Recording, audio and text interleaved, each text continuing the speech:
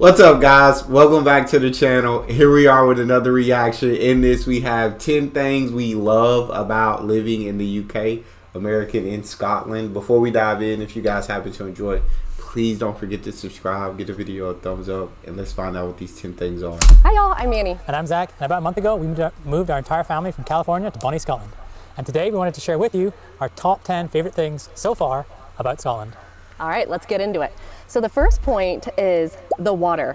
Oh my goodness. It's something I've not experienced in my life, and it's being able to just go up to the tap, turn it on, and drink straight from the tap. Oh, wonderful, yeah, fresh, can't cold do that water. here. He always Can't used do to, that. Best in the world.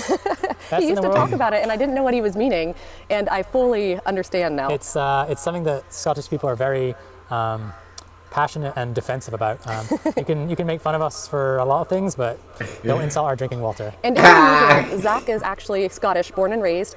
He just moved over to the US to marry me about 13 years ago, and now we're back here together. So I'm American, Scottish, so we have both dual perspectives. And I have both accents, apparently, somewhere. So the second of our favorite things... As you guys can see, that ain't the case here. Got to buy bottled water, make sure it's purified. I turn on that tap. I don't like it. I don't like it. When I first moved out here with my wife, we were visiting her parents, and like I asked for some water, and so she goes in the kitchen and gets me water, puts it in a cup. I'm not thinking anything of it. I take a sip and I look at her. I'm like, "You get this out the faucet?" And she was like, "Yeah." I don't want it because it don't taste like clean. There's like a little dirty taste to it to me, and I can't stand it. So yeah, I don't drink water out the tap. But shout out to the Scottish for having good enough water where you can drink it out the tap. Is something that Annie experienced recently, and you want to talk about that? Yeah, so I went into town to get my hair done. It had been a while. I go about maybe once a year, maybe twice if I'm lucky, and it can be from a man or a woman, but the use of pet names. So these were ladies, and they were calling me Love and Hen, and I just adore that. Yeah, I've definitely heard it. For whatever reason, I don't use it. I feel like me saying it sounds weird. I don't know why, but the people that do use them, it's definitely a sign of endearment and friendliness, and I can see why you find it endearing. But maybe it's because I don't have enough pet names for you. You gotta look at elsewhere for your pet names. And this is an obvious one, is just the beauty everywhere. I mean, this right out our back doorstep, we have beauty in not only the landscapes of mountains and open fields and rolling hills and then pastures. That is absolutely the beauty in gorgeous. the architecture. The buildings are all gorgeous and made with so much just care. It's definitely something I took for granted when I lived here and then moved away. Just the fact that driving to school each day, I drive over cobblestone roads with a castle over here, Arthur's Seat over here, like His school looked like Hogwarts pretty much. Historic like Scottish buildings and Princess Street and all this, and you just don't get that as much as you do over here in the States. It's truly everywhere, and it's pretty amazing. And the other thing is there's beauty in people's, even as simple as their yards or the town centers. Everyone takes such good care with their maintenance of their properties that it's just, you notice it. And I can't stop filming. It's like, put down your phone. But literally everywhere I turn, there's something that's gorgeous and I haven't seen before. She's still taking her camera out like a tourist. And I come back with you now. You can do this another day. And the children aren't screaming at us, and it's nap time. But no, it's like I said, definitely something I took for granted, but definitely something I'm getting to reappreciate and share with Annie and the kids. So it's really cool. I know pretty much. I love all the different types of landscapes, all the different kinds of beautiful that they have there, all the different kinds of land. When they were showing pictures or videos and you saw the green pastures, I think that's what got me the most. It's just absolutely gorgeous seeing kind of nature untouched in a sense. Then when it comes to architecture, I guess like the rest of the UK, I just feel like the architecture is probably where you got character. You have these buildings where they paid so much attention to detail back in the day. And now they're still around today, whereas in the U.S. we have amazing buildings, but they're built for modern day. They're built for modern day purposes and everything. We don't have the history to go back and have the character and the architecture that they do in the UK. Which everyone's wondering about this, but the overall sense of safety here, whether that be safety from wild, carnivorous, giant animals. Carnivorous, giant animals? Like bears. Okay, mountain lions. Well, bears aren't carnivorous. They're omnivores, right? Bears, We omnivores. had mountain lions in our My last mind went city. straight to dinosaurs when you said carnivores. Our son Alligators. Our son is very I mean, into dinosaurs, so. Yeah. No, we don't have those. Sharks. Yeah. Like, you name Okay. it. Our only shark These are is carnivorous spines, animals. safe. But lots of animals that could kill you easily. You just don't get them over here. Yeah. Like a fox can only do so much damage. Yeah. True. Another huge one is the lack of guns, or the. Love I think that. I'm pretty sure it's only like farmers and other people, like specialist people, that are allowed to have guns. And coming from the past 7 years where I had a gun on my hip every day at work, Zach worked for the California Highway Patrol, actually. it's a big change. It's something I had to adjust to when I went over there. Not something I really ever got into, but yeah, it's just not something you have to think about over here, which is amazing. Yeah, and I mean, I grew up around here, so I know the area, and I think I have a good idea of how safe places are, and it's just a nice, refreshing feeling with kids, especially, to kind of be like, run around to your granny's house. Like, Yeah. I used to wander off by myself all the time, and I know times have changed, Yeah. but There is a sense of relief here, so I'm pleased with that. The other part of the safety is fewer natural disasters. We have come from Georgia, where you had tornadoes, and you'd actually have to go into the middle of your house at points throughout the year because a tornado siren would start going off, and everyone would huddle up in the bathroom. Yeah. And then moving to California, where you we're don't on really like the get. world's biggest fault line. Yeah, we had earthquakes, we had fires so Yeah. bad that some of our friends actually lost their homes.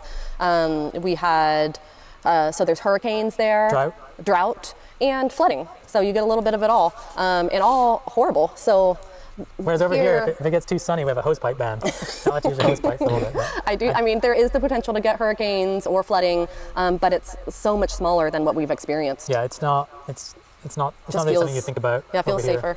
I mean, we would have to plan in California for fire days and having our kids out of school and having to make up days Jeez. later in the year because of And evacuations. then having to stay indoors because the air was so polluted with smoke. Oh yeah, I forgot about that part. Oh geez. The last part of the safety is everything just seems to be made more safely, even down to the electrical outlets. 3 prongs. Yep. Yeah, I know nothing about So electrical stuff. So But But even bigger having fuses and the ground wire. on-off button Oh, yeah. on each of the outlets. Yeah. So I know that's a safety precaution. And yeah, it's just difference. The overwhelming sense of safety here has been a welcome treat. Another one which we're experiencing right now.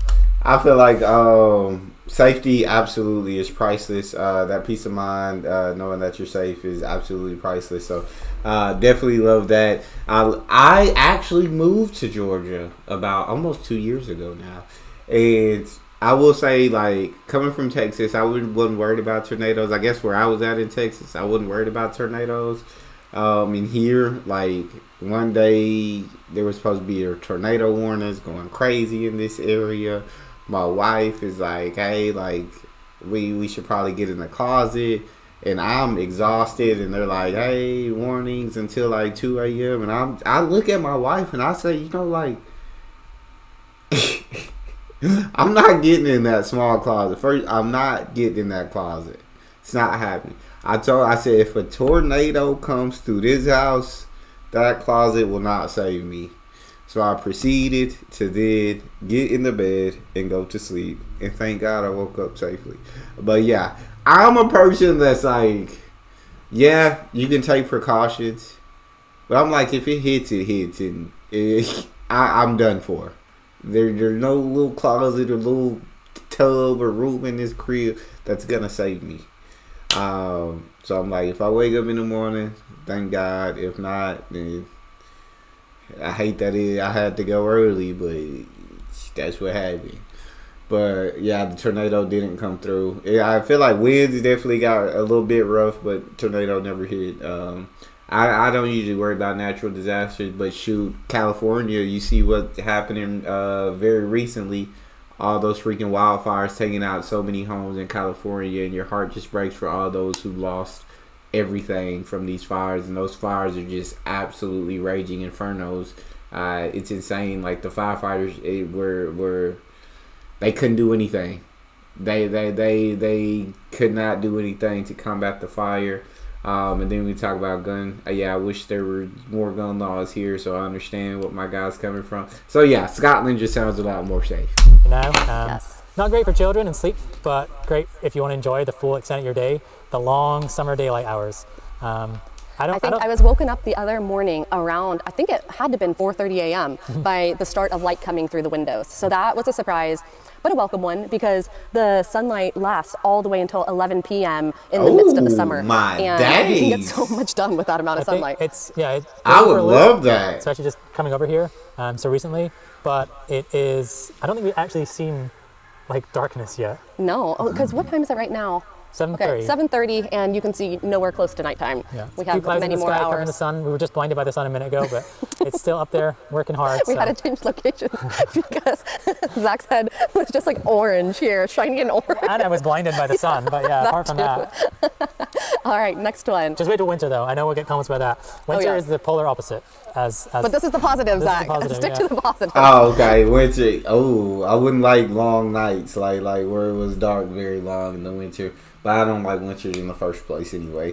But I would absolutely love sunlight for that long. She said you can get a lot done with that. Yeah, I bet I would absolutely love that. Winter is coming. So in Scotland in particular, there's something called the freedom to roam. And do you want to explain what that is? Yeah, I mean, even before that, just I think the size and the way our towns and cities are made up, there is just more walking.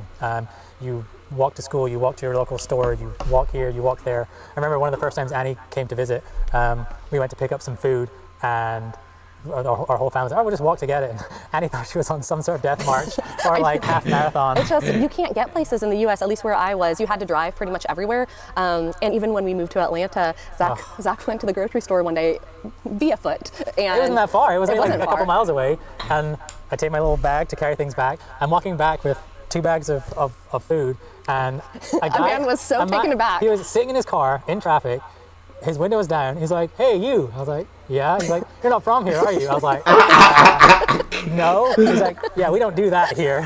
I was like, you're right. There's no one else. They said, yeah, we don't do that here. We don't do walking. Walking with their groceries. Yeah. That was in It's so refreshing downtown Atlanta, though. So yeah, it's a little different there.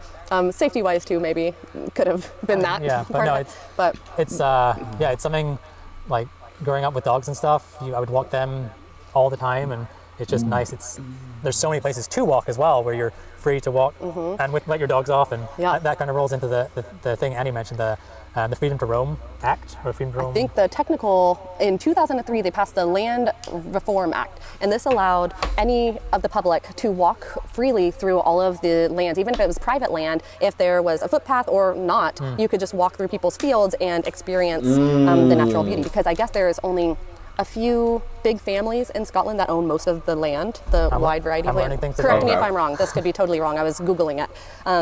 But I found it fascinating that with this freedom to roam, you can also camp on the land and even have a fire. But the biggest thing is that you have to respect the land and the people. Yeah. Leave it like you found it. Exactly. If the gate's closed, close the gate. Obviously, don't leave any rubbish behind, and don't interfere with people's animals. You're not going to destroy crops and fields, but pretty much just kind of walk where you want and use common sense. Yeah, so that's pretty cool. It's amazing, and I believe England has something similar, maybe just not to the extent as Scotland. Yeah, I'm not sure, but it opens up a number more possibilities for you. Yeah, but please tell us if you know more about it. I'd love to hear. That's very interesting. We definitely don't have that here. You step on somebody's land, you might end up getting shot. And yeah, I kind of talked about this in a different video. I like the UK, the way that you do have that freedom to roam, but I also do like the US in the sense of I don't want nobody that I don't know walking on my property, and so it's just a talk. Different cultures, different rules, different strokes for different folks. I don't know. But let's continue. What do you guys think about the freedom to roam? You guys use it often, and just kind of roam on people's properties to get to wherever on these footpaths? I don't know. That rolls nicely to the next one, the dog friendliness. Yes. I know in the US people absolutely love their dogs. As they do here. It's just very widely frowned upon almost to have your dog off leash, because well, they have actual laws and rules that govern that. Whereas here there definitely are leash laws, but people are always walking their dogs. Yeah, they and take their people's dogs everywhere. dogs over here. Yeah, I mean, in the States you get dogs that are in control, but I would say it's the rare dog that is not under voice control in the UK that has just sort of run wild. At least, yeah, like at most least, dogs, if you call their name over here that I've seen, will run right back to their owners. so yeah, if they're off leash somewhere, usually the owner trusts them to be, and they're friendly, and there's just if you're coming back from anywhere, driving out, you just see hordes of people walking their dogs at certain times of the day, and Before school and after work. Yeah. There are just loads of people out with their dogs. and there's no, at least I've not found any dedicated dog parks here, which is they have a lot of those in the States. Actual dog parks, just sort of fenced off areas. And where you're those supposed that to can be off leash. Yeah, where you're supposed to exercise your dog. This opens up a whole nother topic. If that's the only place you're exercising your dog, it can cause trouble. But anywho, moving on. Okay, kettles. Exactly. In the Yeah, I would say people here, your dog is another part. He's a family member. The dogs are family members. They eat with you. They sleep with you. They kiss all over your face. I ain't got no. I had a dog as a kid. Absolutely love the dog. Don't have one now. Just in the sense of, it just kind of, to me, I feel like it just takes away a little bit of my freedom. And I have to make sure the dog is situated before I would be able to do anything, and then I have to clean up after the dog, and I have another mouth to feed, and a little bit too much responsibility for me to add. We just had our child, newborn. Love my child. That's all a ton of responsibilities, probably more than a dog, but that's different. That's different. That's a part of me. That's he in the bloodline. States, maybe it's different in the colder climate areas in the States, but where we've lived, so California and Georgia. I'm going to let you talk on this one. I don't drink any hot drinks, so that my use of kettles is fairly limited. Yes, so we just don't typically use kettles. It's not a thing. You use a coffee maker, or you have instant coffee, or you use tea bags, which you heat up in the microwave. Well, even for I know people are going to hate even that. for making pasta, over here we'll use the kettle either on the stove or an electric kettle and throw it in the pot. Whereas the States, I don't know why we don't do that. It cuts down the cooking time by half. It's pretty amazing. Yeah, it's just more of a staple in the UK and Scottish homes, I think, to have a kettle. I don't know but why. I also don't know if that's just from where we lived in the U.S. But I never had a kettle growing up, never used one. And most places in the U.S. don't. You want one of the whistle ones, don't you? I do. That's like a childhood noise. Yeah, I like the whistle. You hear the. Okay, from kettles, maybe. Yeah, I feel like in the UK it's mostly like electric kettles that they have. In the US, you have some that have old school kettles. Some have electric, but for the most part, most people don't really have kettles nowadays in the US. Food and drink. Okay. Yeah. Don't get us started. No. Yeah. We're like little piggy pork chops over here. We talking can't stop. Talking about piggy pork chops, one of my favorite things over here is just the sausages. Just a standard pork sausage. True, yeah. Like on a sausage roll. We don't have sausages like they do over here. It's either like hot dogs or like bratwurst. Bratwurst a lot. Which are all like all these different like, flavors and seasonings. We have little sausages. Simple pork sausage. Our sausages are just slightly different. They're not the same. Yours are meatier and a little bit bigger over here. Yeah, I don't know how to explain it really. I agree. I even miss my square sausage, my Lauren sausage. sausage. Bacon rolls. Good soups. Soups. You get soups. Anywhere you go here, you can get a delicious soup. And I am such a soup person. He's not. I'm not a soup guy. Soups I'll eat. But I won't eat. I will try any soup thrown near me, and they are delicious. I'll try soups like her, but I like him. I'm not that big of a soup guy. I'll eat a baked potato soup. I'll eat like a taco soup, and I'll eat a vegetable soup, but that's about it. So I can't get enough of the soups, breads. Steak pies. Oh my god. Ooh, I would kill those. And I'm actually about to try my first Sunday roast those. coming up. Actually, we're both going to go. Yeah. This in a couple weeks, so that'll be fun. Yeah. Okay. The other thing I'm excited to try, since I've been away, I feel a lot of these microbreweries and IPAs and all these little beer places have popped up, and they were really cool in America, so I'm excited to see what Scotland has to offer. Nice, yeah. In general, I would say the culture is extremely respectful and polite. I mean, everywhere you're going to get those few people that don't fit the norm and are a little bit more, what should I say? We'll just say out there. But I truly enjoy how everyone that I've interacted with at least has a good sense of manners, and you wait patiently in queues. This is, of course, Scotland where we are. I know it's different across the UK, so you can let me know your experience as well. Big one is the driving. Yes. Politeness while driving. Oh my gosh. Yeah, I don't know if it comes from the fact that most of our motorways are like 2 lanes or 3 maybe. Where in the States, you're looking at 3, 4, 5, 8 lanes each way. You're legally like to pass both sides of people, so people are all over the place.